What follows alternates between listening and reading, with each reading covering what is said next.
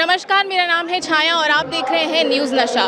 जैसे कि आप देख सकते हैं कि मैं जंतर मंतर के बाहर मौजूद हूँ। यहाँ पर इंडिया अलायंस के द्वारा प्रोटेस्ट किया जा रहा है और ये जो प्रोटेस्ट किया जा रहा है, आप देख सकते हैं कि केजरीवाल जी के साथ जो भ्रष्टाचार जेल में देखा जा रहा है, जेल में देखने को मिल रहा है कि जिस तरीके से उनके साथ बर्ताव किया जा रहा है, उसके खिलाफ ये प्रदर्शन जारी है। और यहाँ पर तमाम आम आदमी पार्टी के बड़े नेता मौजूद हैं, जैसे संजय सिंह और बाकी भी तमाम नेता यहाँ पे मौजूद हैं। अखिलेश यादव भी यहाँ पर आने वाले हैं। अखिलेश यादव भी अपना पूरा यहाँ पर हिस्सेदारी दिखाएंगे, क्योंकि उन्होंने भी कहा है कि अरविंद केजरीवाल के साथ जेल के अंदर भ्रष्टाचारी तो देखने को मिल ही रही है, लेकिन उनके साथ बहुत ही गंदा बर्ताव किया जा रहा है जेल के अंदर।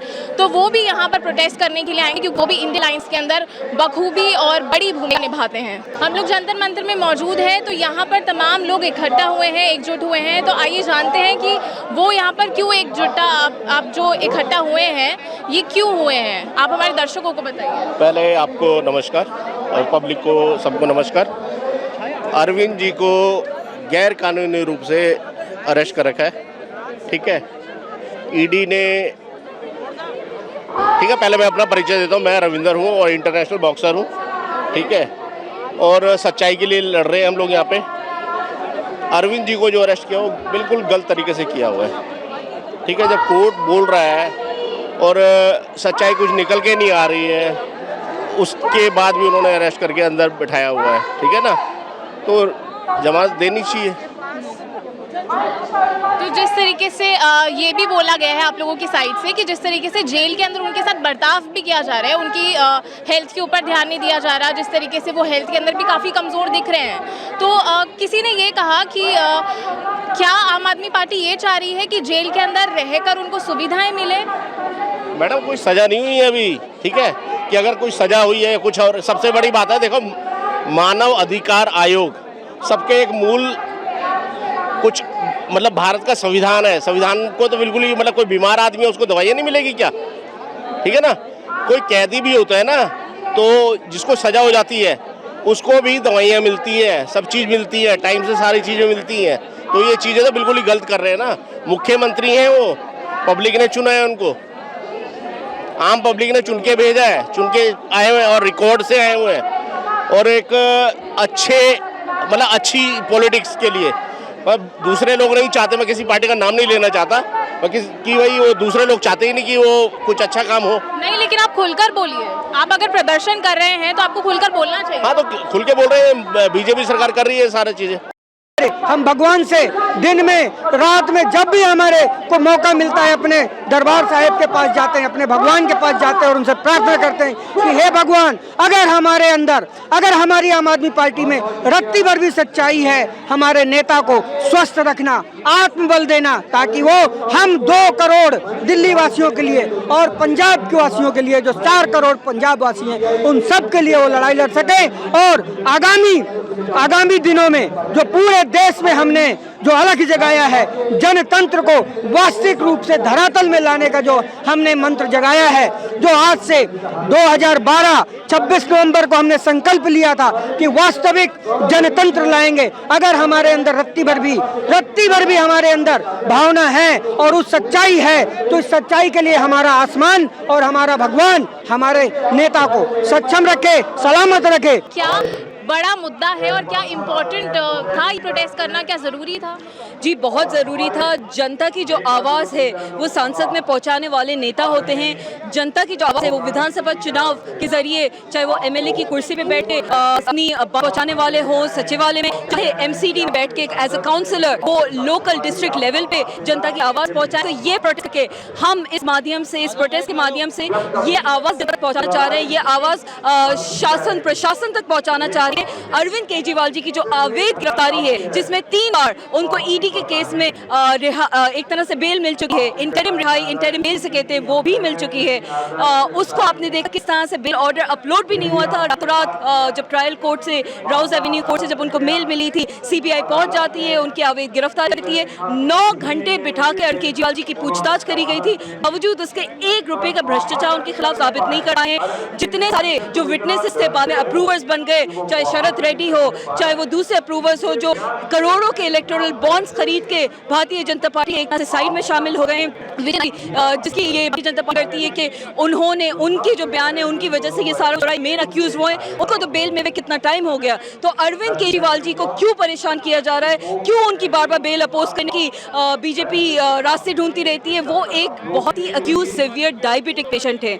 देखिए, आज पूरा इंडिया गठबंधन, सारे इंडिया गठबंधन के अलायंस के सारे बड़े बड़े नेता यहाँ इकट्ठे हैं और आज का प्रदर्शन इसलिए है कि अरविंद केजरीवाल जी की जो हेल्थ खराब हो रही है और उनको बिना किसी सबूत के सीबीआई के एक झूठे केस में अंदर बंद किया हुआ है। दूसरा मुद्दा ये है कि ये जो कॉन्स्टिट्यूशनल बॉडीज़ हैं, ईडी और सीबीआई, इनका राजनीतिकरण नहीं होना चाहिए, इनका मिसयूज़ नहीं होना चाहिए। आप 2 साल से चिल्ला रहे हैं शराब घोटाला, शराब घोटाला, अभी तक आपने एक सबूत पेश नहीं किया। सुप्रीम कोर्ट ने बहुत स्ट्रॉन्ग ऑब्जर्वेशंस दिए कि ईडी जो है दुर्भावनापूर्ण तरीके से, बायस तरीके से काम कर रही है। तो आज प्रदर्शन इस बात के लिए है कि अरविंद केजरीवाल जी को फौरन रिहा किया जाए। उनकी जेल में तबीयत खराब है, क्रोनिक डायबिटीज़ के पेशेंट हैं और कोई भी डायबिटीज़ का मरीज़ आपको बताएगा कि शुगर लेवल 50 से नीचे गिरना बहुत जानलेवा हो सकता है।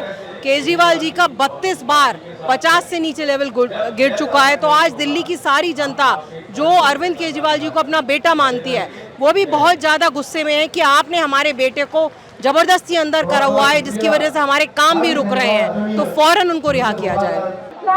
ठीक है ना, वो गलत कर रही है बिल्कुल। बट उन्होंने तो कहा है कि वो कोई भ्रष्टाचार नहीं कर रहे हैं। मैडम, कहाँ पे अभी एक बार भी कहीं पे आए नहीं, कोई फाइल नहीं निकली है कि कोई भ्रष्टाचार का कोई लग रहा हो, कुछ निकाला हो। अभी तक अरेस्ट कर रखा है, मनीष सिसोदिया जी को करा हुआ है, ऐसे ही सत्येंद्र जैन जी को भी किया हुआ है। ठीक है, मतलब ये तो जबरदस्ती वाली बात हो गई कि भाई हमारा डंडा है, हमारी भैंस है, हम ही हाँकेंगे। ठीक है, पहलवानों वाला आंदोलन हुआ था, उसमें क्या निकला? उनके एमपी थे, उनके सब कुछ थे, हम लोग बैठे थे यहाँ पे। ठीक है, मैं बैठा था यहाँ पे, अपने जो बहन थी साक्षी मलिक थी, दूसरे थे, हम लोग इसलिए तो बैठे थे वहाँ पे भी, और यहाँ पे भी इसलिए आए हैं। सच्चाई के लड़ने के लिए हैं हम लोग यहाँ पे, वो सच्चाई के लिए लड़ रहेंगे। तो आप लोग यहाँ पर जब आप आए थे तो यहाँ पे आप कब से मौजूद हैं? ये दोपहर को आया था मैं, जब मेरे को पता लगा कि भाई ऐसे ऐसे आंदोलन हो रहा है यहाँ पे, तो पता लगा और सच्चाई के लिए मैंने कहा मेरे को आना चाहिए यहाँ पे, और मैं आया हूँ यहाँ पे। जैसे कि आपने राजेंद्र नगर का भी केस देखा होगा, जहाँ पर लोग स्टूडेंट्स थे, वो लोग, उनकी डेथ हो गई, जो कि भ्रष्टाचार सामने भी आया है। तो आप उसके ऊपर क्या कहेंगे? मैडम, ये देखो, जितनी भी बड़ी पोस्टें हैं, कमिश्नर की हो गई, एमसीडी का कमिश्नर हुआ, ये सारी चीज़ें गवर्नर के हाथ में है। गवर्नर ही सब चीज़ कर रहे हैं। कल आपने वीडियो देखी होगी सौरभ भारद्वाज जी की, जिसमें 4 मंत्री बैठे हुए हैं, वो लीक हो गई। ठीक है, उसमें वीडियो में क्लियर पता लग रहा है सौरभ भारद्वाज जी मंत्री हैं, दिल्ली के और मंत्री रिक्वेस्ट कर रहे हैं उनसे, एमसीडी कमिश्नर से रिक्वेस्ट कर रहे हैं, आईएएस ऑफिसर हैं वो, और उनको रिक्वेस्ट करके बोल रहे हैं कि सर आप हमें टाइम दे दीजिए। आप देखिए वहाँ पे रविदास कोई कॉलोनी है, वहाँ पानी आ रहा है, आप टाइम दीजिए 5 बजे 6 बजे का। कमिश्नर क्या कह रहा है मंत्री की मेरे पास टाइम नहीं है। वो मतलब ये तो बिहार की जैसे भी चल रहा है ना। लेकिन बीजेपी सपोर्टर्स कह रहे हैं कि अरविंद केजरीवाल अगर जेल में है तो उनको वीआईपी ट्रीटमेंट तो नहीं मिलेगा। हम वीआईपी ट्रीटमेंट की मांग नहीं कर रहे हैं, हम कह रहे हैं उनका जो मानव अधिकार है, मतलब उनको डायबिटीज़ की दवाई तो मिलनी चाहिए। इंसुलिन उनको नहीं दी जा रही थी। जब हम लोगों ने धरना किया, प्रदर्शन किया, आंदोलन किया, तब जाके उनको इंसुलिन दी गई। आप सोचिए कि ऐसा तो पूरी दुनिया में कहीं नहीं होता है। अगर कोई और देश होता तो इस समय बड़े बड़े नेता जो हैं और बड़े बड़े अधिकारी हैं वो जेल के पीछे होते। कि आप कैदियों का भी अधिकार होता है कि आप एक कैदी को इस तरह से मिसट्रीट करेंगे कि आप उसको दवाई नहीं देंगे। और यकीन मानिए, मैं आपके न्यूज नशा के माध्यम से नरेंद्र मोदी, अमित शाह को दोनों को कान खोलकर सुनने के लिए बोल रहा हूं, वो सुन ले। और उनको बता रहा हूं कि ये देश की जनता और खास करके दिल्ली की जनता, अभी देश की जनता ने आपको औकात दिखाई है। जो 400 पार का नारा आप लगा रहे थे, वो 400 पार का नारा धरा का धरा रह गया और 240 पे ला दिया और आपको बैसाखियों पे सरकार चलाने के लिए मजबूर कर दिया। ऐसा दिन भी आने वाला है जब आपको 24 सीटों के लिए भी मोहताज होना पड़ेगा। और देख लीजिएगा, दिल्ली की जनता 2025 में चौथी बार आदरणीय अरविंद केजरीवाल जी को मुख्यमंत्री के रूप में चुनेगी, 100% चुनेगी। चाहे तुम उन्हें जेल में रखो या किसी पाताल कोठरी में रखो, फिर भी दिल्ली की जनता आम आदमी पार्टी को 70 की 70 सीटों पे जीत हासिल करके देगी। ये हवा था, ये इनका तो पूरा सर से लेकर पांव तक इनके सारे जुमले हैं। ऐसा एक राज्य का नाम बताइए मुझे, एक राज्य का नाम बताइए और एक इनके जो है योजना का नाम बताइए। उनकी सारी योजनाएं हवा हवाई हैं। अभी मुश्किल से अभी 5 महीना भी नहीं बीता, एक बारिश भी नहीं खत्म हुआ और आप देख लीजिए अयोध्या का हाल। अयोध्या में 27,000 करोड़ रुपया, 27,000 करोड़ रुपए का जो इन्होंने विकास का काम किया, वो सारा का सारा नाले और गटर में बह गया है। इसीलिए भगवान राम की जन्मस्थली में उनको उसका फल मिला है। आप देख लीजिए, आप कहते हैं इनका काम ही है जुमलेबाजी करना। वो 400 पार का नारा जुमला नहीं था इनका, वास्तव में इनकी कुंठा थी, वो इनका घमंड था।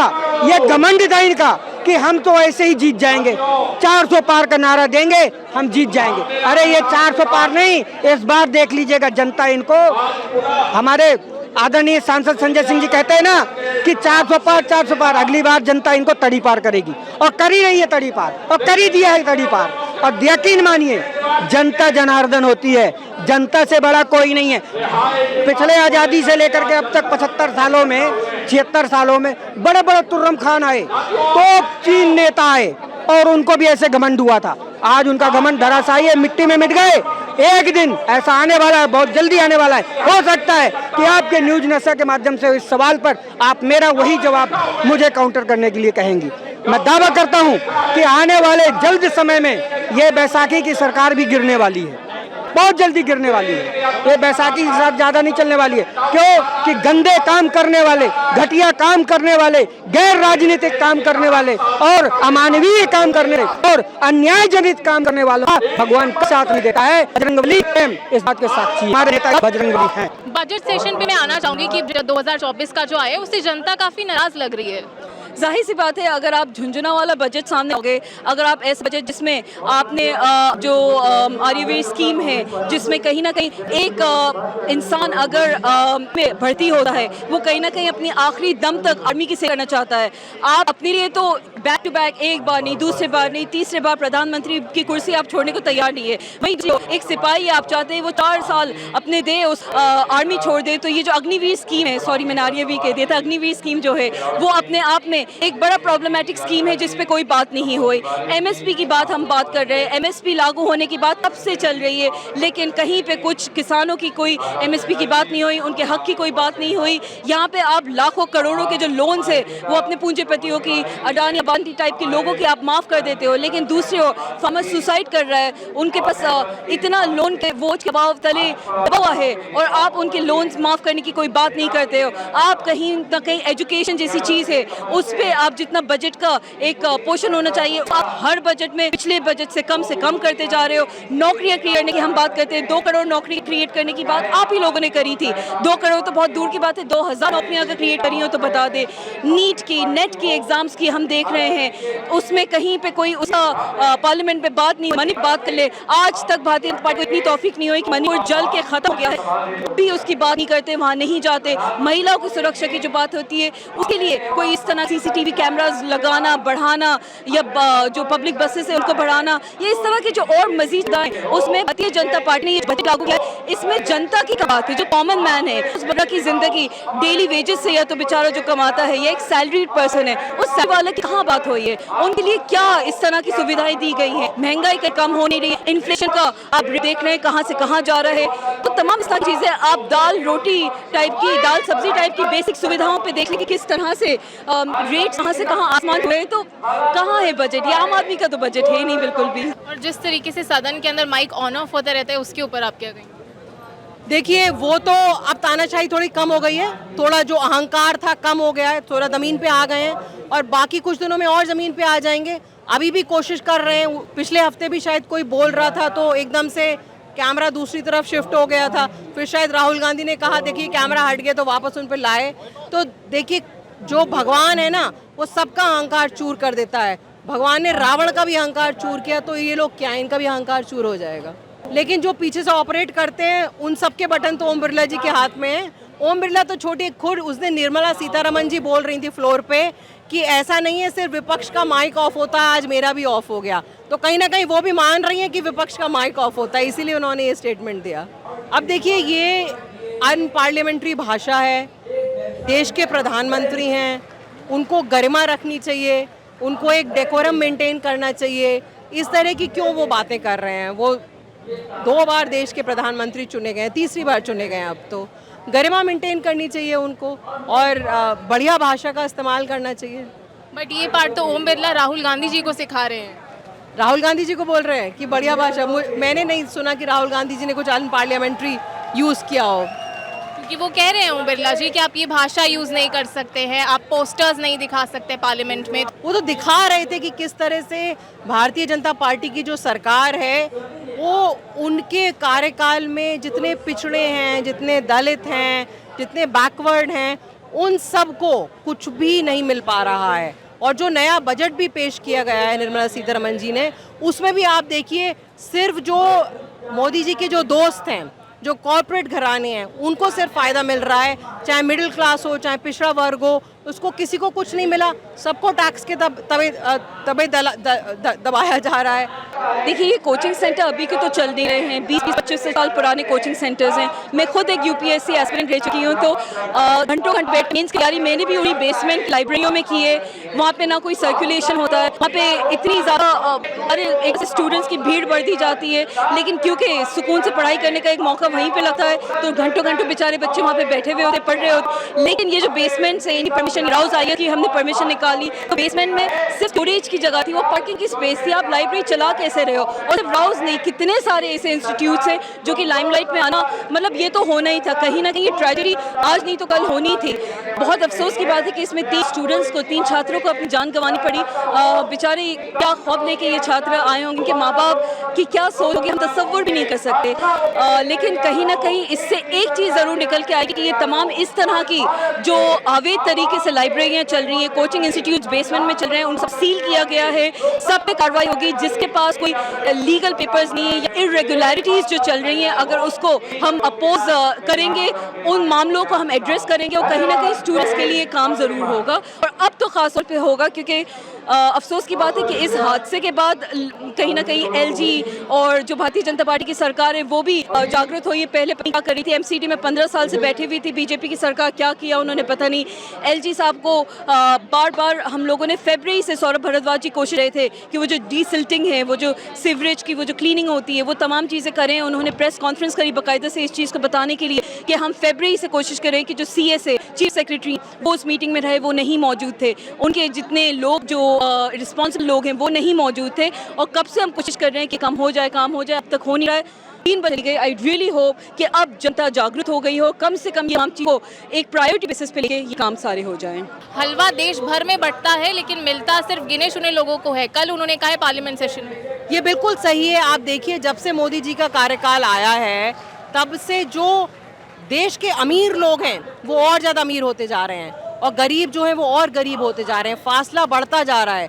पूरी दुनिया में भारत में जो इनकम इनइक्वालिटी है वो सबसे ज़्यादा है। तो इस तरह की नीतियाँ वो क्यों बना रहे हैं? जो अडानी अंबानी की सरकार बोली जाती है वो झूठ नहीं बोला जाता है। जो मोदी जी क्या कर रहे हैं कि अडानी अंबानी का टैक्स कम कर रहे हैं, अडानी अंबानी अमीर होते जा रहे हैं। हम जैसे लोगों पे कभी इनकम टैक्स, कभी सेस, कभी जीएसटी, वो सब लगाते जा रहे हैं। ये चल रहा है, कौन से नेता मौजूद हैं अभी फिलहाल और कौन से मौजूद रहेंगे? ये जो आंदोलन अभी मतलब हुआ है, ये संगठन ने किया है, पूरा इंडियंस है, उसके नेता है। अभी मर्जी भी थी, दूसरे नेता भी हैं, सब बोल रहे जो नेता आ रहा है गठबंधन का। और आम आदमी पार्टी के तो जो मंत्री हैं, इंडिया गठबंधन के तो सारे हैं यहाँ पे, तो इंडिया गठबंधन के सारे लोग। तो आप क्या मांग, मतलब क्या वो एक मुख्य होगी? देखो, मांग हम न्याय वाली बात करें कि न्याय होना चाहिए और कानूनी रूप से जो चीज, ठीक है, मांग कर रहे, कुछ नहीं मांग कर रहे, न्याय होना चाहिए। ये कि जबरदस्ती वाली बात नहीं होगी, ठीक है। आम पब्लिक का क्या होगा? आपने जबरदस्ती मतलब जेल में बैठाया होता है।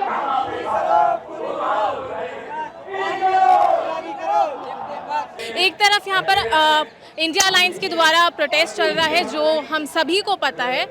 उसी के दूसरी तरफ एक और प्रदर्शन चल रहा है जिसके ऊपर कोई उतना ध्यान नहीं दे रहा है। मैम हम मध्य प्रदेश से आए हैं। मध्य प्रदेश के प्राथमिक शिक्षक उत्तीर्ण अभ्यर्थी हैं। 2020 में भर्ती आती है और फिर जो एग्ज़ाम है वो मार्च 2022 में होता है और उसके बाद रिजल्ट अगस्त 2022 में ही आता है। उसके बाद जो काउंसलिंग है, जैसे ज्वाइनिंग प्रक्रिया चालू होती है, वो मार्च 2023 में होती है, मतलब 1 साल बाद लगभग। और उसके बाद भी फिर हमको पहली काउंसलिंग होती है, उसमें कोई भी किसी प्रकार की कोई दिक्कत नहीं आती, काउंसलिंग हो जाती है। सेकंड काउंसलिंग में बिना किसी कारण के, बिना किसी आदेश के ओबीसी के अभ्यर्थियों के नियुक्ति पत्र रोक दिए जाते हैं। और उसके बाद विभाग के द्वारा मतलब सभी कैटेगरी के ST, SC, OBC, general, EWS सभी कैटेगरी के जिला चॉइस फिलिंग तक करवा ली जाती है कि उसमें, और एक आदेश में लिखा हुआ था कि आवश्यकता के अनुसार हमने उन अभ्यर्थियों को लिया है जिनके डॉक्यूमेंट अपलोड करवाए, डॉक्यूमेंट वेरिफिकेशन करवाया है, जिनको हम नियुक्ति देंगे। उसके बाद भी आज हम 1-1.5 साल से परेशान हैं, ना तो हमारे नियुक्ति पत्र जारी किए गए, ना कुछ किया गया है। तो हम माननीय प्रधानमंत्री जी से यही कहना चाहेंगे, माननीय प्रधानमंत्री जी से,